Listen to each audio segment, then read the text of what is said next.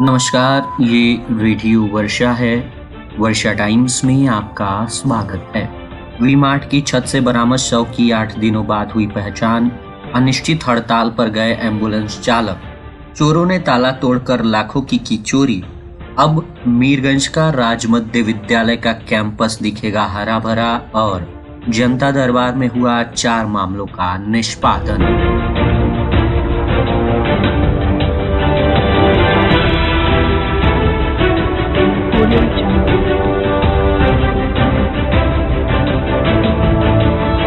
वर्षा times के साथ मैं नवनीत।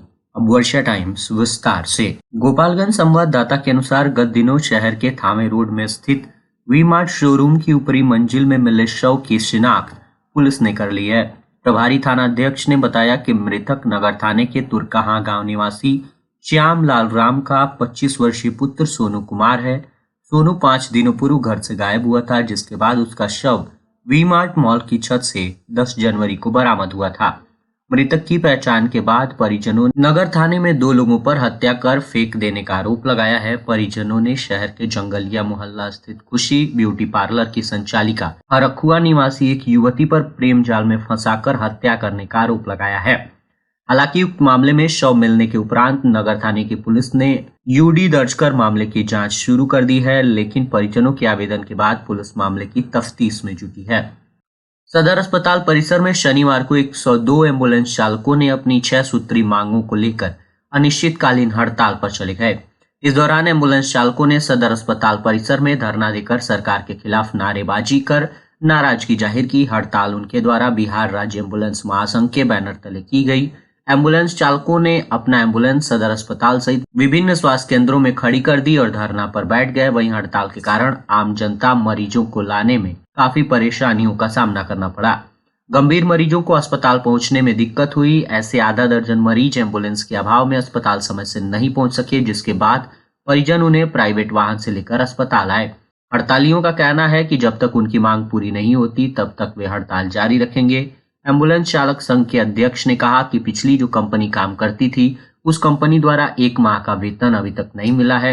इसके अलावा दूसरी कंपनी जब आई तो इसके द्वारा भी पिछले 2 माह नवंबर व दिसंबर के अब तक का वेतन नहीं दिया गया है। हमारी मांग है कि कंपनी के अधिकारी आए और हम लोगों से चर्चा करें, हमारी मांग पर अमल करें। सभी कर्मियों के वेतन का ससमय निर्धारण तथा सैलरी स्लिप दें। साथ ही सभी एम्बुलेंस का एमवीआई के द्वारा अनुमानित मानक सुनिश्चित किया जाए।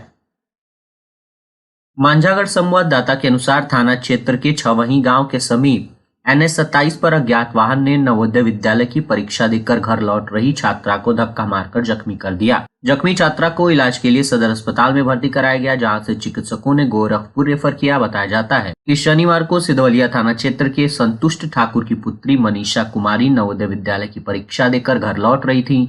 इसी बीच छवही गांव के समीप NH 27 पर तेज गति से आ रही एक अज्ञात वाहन ने धक्का मार दिया, जिससे छात्रा गंभीर रूप से जख्मी हो गई।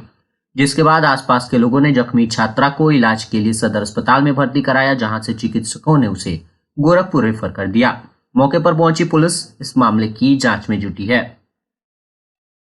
मांझागढ़ संवाददाता सुधीर श्रीवास्तव के अनुसार बीती रात घर का ताला तोड़कर चोरों ने लाखों की चोरी कर ली। घटना की जांच पुलिस कर रही है। बताते चले कि मांझागढ़ थाना क्षेत्र बहुराहता गांव के कृष्णा महतो के घर के ताला तोड़कर चोरों के द्वारा 20,000 रुपए नगद सहित करीब 3 लाख के जेवर चोरी कर लापता हो गए। कृष्णा महतो और उनके बेटे विनोद महतो बाहर में परिवार की परवरिश करने हेतु मजदूरी करते हैं। कृष्णा महतो का घर से संबंध वर्षों से नहीं रहा। घर पर कृष्णा महतो की पत्नी शांति देवी रहती हैं, जो वर्षों से बीमार रहती हैं। शुक्रवार को बाहर इलाज कराने के लिए गई हुई थी। इसी बीच शुक्रवार की रात्रि चोरों ने घटना को अंजाम दिया।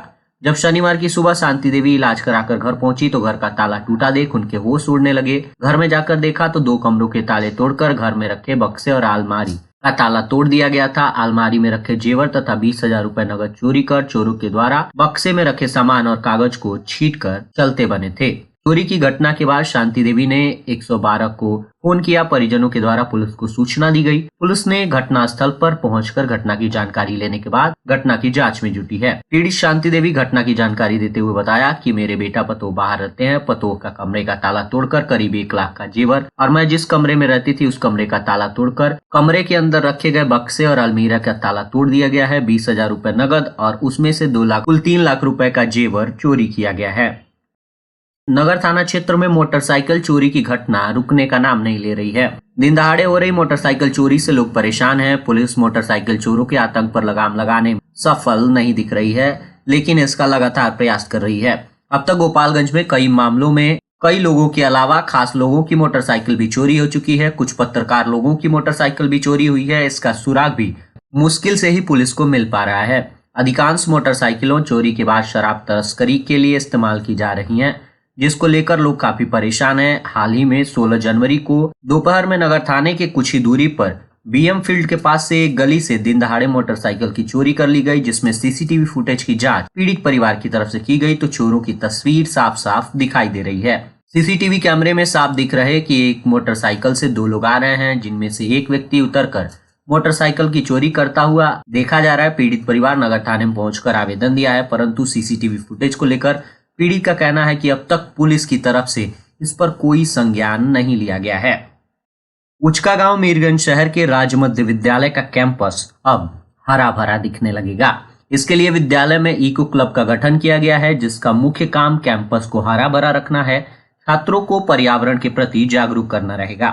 क्लब के गठन के बाद विद्यालय प्रांगण में ऑक्सीजन मैन के नाम से प्रसिद्ध डॉक्टर सत्य प्रकाश के नेतृत्व में शिक्षकों ने पौधा लगाकर क्लब के कार्यों की शुरुआत की।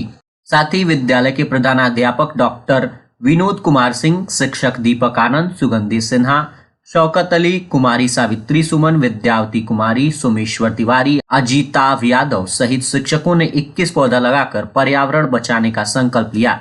इको क्लब के प्रभारी दीपक आनंद को बनाया गया है। इस मौके पर प्रधानाध्यापक ने अपने संबोधन में कहा कि इस कैंपस को 1 माह में हरा भरा कर दिया जाएगा। पहले सभी शिक्षकों और शिक्षकेतर कर्मी अपने अपने नाम से एक पौधा लगाएंगे। वहीं ऑक्सीजन मैन के नाम से मशहूर डॉक्टर सत्य प्रकाश ने पौधा लगाते हुए कहा कि विद्या के मंदिर को हरा भरा बनाने में सबसे ज्यादा भूमिका शिक्षकों की होती है।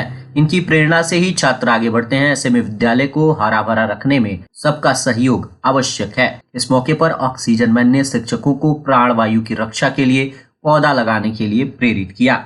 आपको बता दें कि डॉक्टर प्रकाश को कुछ दिनों पूर्व ही भारत सरकार के डाक विभाग ने ऑक्सीजन मैन की उपाधि से नवाजा था। जिले के तामे थाना अंतर्गत स्थित डायत में उचका गांव के वृंदावन निवासी रसोईया राधिका कुमारी के सुसाइड को माले ने निराधार, बेबुनियाद व मनगढ़ंत बताया है। मृतक की मां सरस्वती देवी से मिले माले के प्रतिनिधि मंडल ने मिलने के बाद माले जिला कार्यालय पर पत्रकारों से बताया कि पीड़िता ने कुछ दिनों पहले अपनी मां से कही थी कि कुछ शिक्षक हम पर नजर गड़ाए हुए हैं और छेड़खानी करते हैं। उनकी मां ने काम छोड़ देने की सलाह दी थी। पीड़िता को 8,000 रुपए वेतन मिलता था। 3 माह से वेतन बाकी होने के चलते वेतन का इंतजार कर रही थी। 15 जनवरी की रात उसके साथ रेप के बाद तथ्य छिपाने के लिए उसकी हत्या कर दी गई और सुसाइड की कहानी तैयार कर दी गई, ऐसा माले प्रतिनिधि मंडल का आरोप है। पीड़िता ने कहा कि हमारे पास फोन आया कि आपकी बेटी की तबीयत खराब है। जब हम डाइट में गए तो हमसे कहा गया कि इलाज के लिए आपकी बेटी गोपालगंज गई है। जब मैं गोपालगंज आई तो मेरी बेटी का कहीं पता नहीं था। जब फिर डाइट में गई तो मेरी बेटी का शव मिला। इसलिए माले घटना की न्यायिक जांच की मांग कर रही है। साथ ही माले ने कहा कि स्पीडी ट्रायल चलाकर दोषियों को सजा दी जाए, वहीं पीड़ित परिवार को 20 लाख रुपए की मुआवजा राशि भी दी जाए। बैकुंठपुर प्रखंड में शनिवार को जनता दरबार का आयोजन किया गया। शनिवार को आयोजित जनता दरबार में भूमि विवाद से संबंधित 4 मामलों की सुनवाई की गई। बैकुंठपुर के थाना अध्यक्ष राजीव रंजन कुमार सिंह, राजस्व अधिकारी धीरज कुमार, प्रधान लिपिक सहायक जीवेश कुमार सिंह अधिकारियों की उपस्थिति में 4 मामलों की सुनवाई की गई और मामले का निष्पादन किया गया। विदित हो कि बैकुंठपुर प्रखंड के प्रत्येक शनिवार को जनता की समस्याओं के समाधान के लिए जनता दरबार का आयोजन थाना परिसर में आयोजित किया जाता है और मामलों का त्वरित निष्पादन भी किया जाता है। बैकुंठपुर में चौथे सप्ताह भी कुव्यवस्था के बीच जनता दरबार का आयोजन किया गया। जनता दरबार में अपने अपने मामलों का निष्पादन के लिए पहुंचे फरियादियों के बैठने की कोई व्यवस्था नहीं रही। फरियादी खड़े खड़े अपनी बारी का इंतजार करते रहे। इसके लिए दोनों पक्षों को शनिवार से पहले नोटिस जारी किया गया था। जनता दरबार में शामिल होने वाले फरियादियों के लिए कुर्सी तक की व्यवस्था नहीं थी। और अंत में सुर्खियां एक बार फिर। वी मार्ट की छत से बरामद शव की 8 दिनों बाद हुई पहचान। अनिश्चित हड़ताल पर गए एम्बुलेंस चालक। चोरों ने ताला तोड़कर लाखों की चोरी। अब मीरगंज का राज्य मध्य विद्यालय का कैंपस दिखेगा हरा भरा। और जनता दरबार में हुआ 4 मामलों का निष्पादन। वर्षा टाइम्स का ये अंक यहीं समाप्त हुआ। नमस्कार।